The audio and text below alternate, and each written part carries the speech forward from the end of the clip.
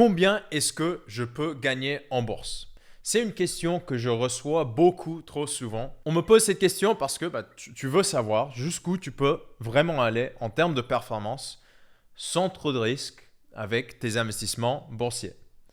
On va parler des chiffres aujourd'hui et de la réalité de ce que tu peux gagner en bourse. Parce que l'idée qui fait rêver beaucoup de débutants, c'est que la bourse c'est un moyen facile de devenir riche.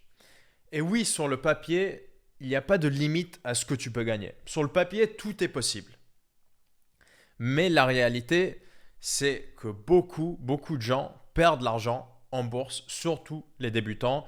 Je pense que ça doit être plus de 50% qui font des erreurs très courantes qui peuvent être facilement évitées aussi. Moi, j'ai une vidéo sur les erreurs que je vois le plus souvent. Si ça t'intéresse, je mettrai le lien dans la description. Mais très simplement, la différence entre un gagnant et un perdant, c'est l'information, c'est l'expérience, la compréhension de la bourse.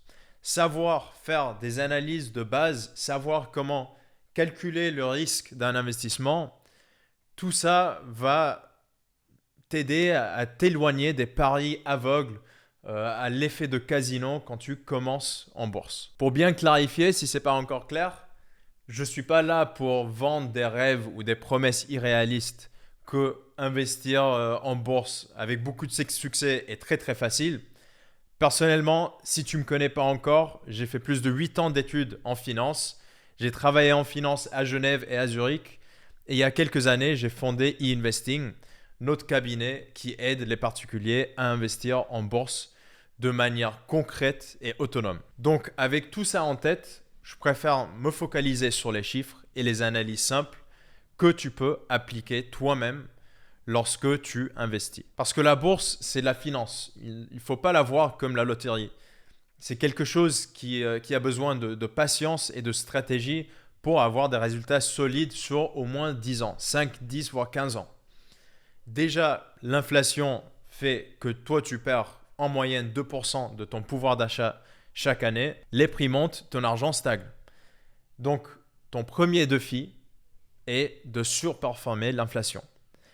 La moyenne en bourse est autour de 7%. Si tu fais les choses bien, dépasser les 2% d'inflation ne devrait pas trop se poser problème. Sinon, si tu as 0% de rémunération sur ton épargne, tu vas perdre les 2%. Par contre, faire les choses bien, cette phrase, ce n'est pas si évident que ça pour les débutants. Les débutants qui ont peu d'expérience en bourse. C'est normal. C'est pour ça déjà que tu regardes cette vidéo. Les performances passées, par contre, ne garantissent pas qu'on sait exactement ce qui va arriver demain. Mais ce qui est important, c'est quand même de comprendre l'historique des marchés et entrer dans les détails des analyses qu'on peut faire aussi. Par exemple, regarde les performances moyennes sur les 30 dernières années. Comme j'ai dit, environ 7% dans le monde. En Suisse, c'était autour de 7% aussi. 6% plutôt en Europe, plus ou moins 10% aux États-Unis. Par contre, beaucoup de gens me demandent comment est-ce qu'on peut être sûr que cette croissance autour de 7% va continuer dans le futur? Comment on peut savoir que ça va pas baisser à moins 2% sur les prochaines 20 années? Les marchés boursiers, en fait, reflètent l'économie mondiale. Et presque tous les indicateurs économiques, y compris la croissance démographique, donc plus de population chaque année, tout ça montre que la croissance économique globale va continuer sur les 10 à 20 prochaines années. On ne peut pas imaginer un monde dans 10 ans avec moins de population. Il y a même moyen que c'est plus que 7% si la croissance économique est aussi de plus de 7%. C'est possible, mais imaginons déjà que les marchés continuent à un rythme moyen d'environ 7% pour les 20 prochaines années. Avec les intérêts composés, ça voudrait dire que si tu arrives à suivre les marchés, même de manière passive, donc investir en bourse et suivre cette moyenne. Si tu avais 100 000 francs à investir aujourd'hui, dans 20 ans, ça deviendrait 400 000 francs. Donc ça, c'est x4, entre guillemets, gratuitement, parce que l'autre option, c'est de perdre 2% chaque année. Et peut-être tu n'as pas 100 000 francs à investir aujourd'hui, c'est une grosse somme à investir tout d'un coup quand même. Même si tu investis juste 500 francs par mois sur ces 20 ans, tu pourrais quand même créer un patrimoine de 250 000 francs. Ce qui est quand même beaucoup. Donc, tu n'as pas forcément besoin de toute une grande somme de 100 000 francs pour commencer aujourd'hui. Mais maintenant, pour bien répondre à la question au début de combien est-ce qu'on peut gagner, on va voir combien les experts financiers et les fonds financiers ils gagnent en bourse. Donc, pour donner quelques exemples, Dawn Capital, un très gros fonds américain spécialisé dans les marchés à terme, a une performance de 11% sur 10 ans. Donc, c'est plus que le 7%, mais ce n'est pas non plus les 20 ou 200% que les gens y promettent en ligne. Ensuite, un autre expert, Ray Dalio, c'est vraiment une légende de la finance. Avec son fonds qui s'appelle Alpha, lui, il a réalisé une performance de 11,4% sur les 10 dernières années, ce qui est quand même très très bien.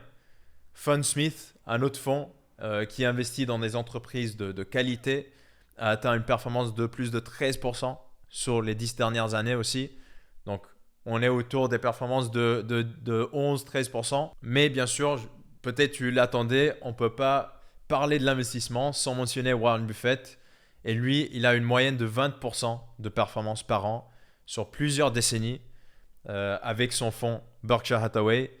Il a transformé vraiment l'approche du value investing, d'investir dans des valeurs. Et si tu veux mieux comprendre la méthode hybride que lui, il utilise, le premier lien que je vais mettre dans la description sera une vidéo sur cette méthode et comment l'appliquer toi-même à ton portefeuille. Donc, prenez le temps là, cliquez ce lien, gardez-le prêt après et continuez là avec cette vidéo. Alors, voilà quelques chiffres, entre 11 et jusqu'à 20%. On ne va pas essayer de faire 20%, ça serait très risqué et assez difficile. Mais déjà, le 7% de suivre la moyenne, c'est bien. Si on peut choper quelques pourcentages de plus, encore mieux, tout est possible. Mais pour la majorité d'entre nous, le but, ce n'est pas de passer toute la journée à faire du trading. Déjà, une stratégie hybride bien diversifiée avec une base passive et une base active offre déjà des résultats solides à long terme et peut-être c'est ce que tu cherches aussi. Tout ça à condition d'être patient et de vouloir investir de façon réfléchie et sur le long terme, 10, 15, 20 ans. Dis-moi ce que tu penses aussi, partage ton avis sur les chiffres dans les commentaires. Si ce genre de contenu te plaît, n'hésite pas vraiment à t'abonner à la chaîne, liker la vidéo et sinon, je te dis à très bientôt pour une nouvelle vidéo financière.